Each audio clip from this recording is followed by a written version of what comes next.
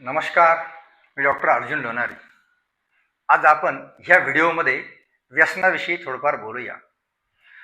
तुम्हा सर्वांना माहीतच आहे की व्यसनांचं प्रमाण दिवसेंदिवस वाढत चाललं आहे.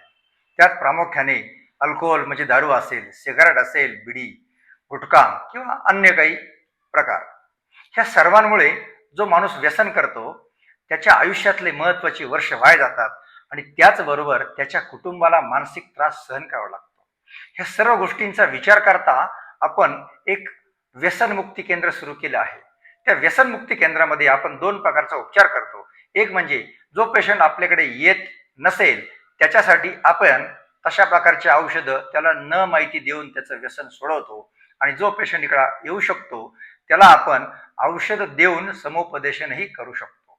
म्हणून अशा लोकांसाठी आपल्याकडं दोन्ही उपचार उपलब्ध आहेत.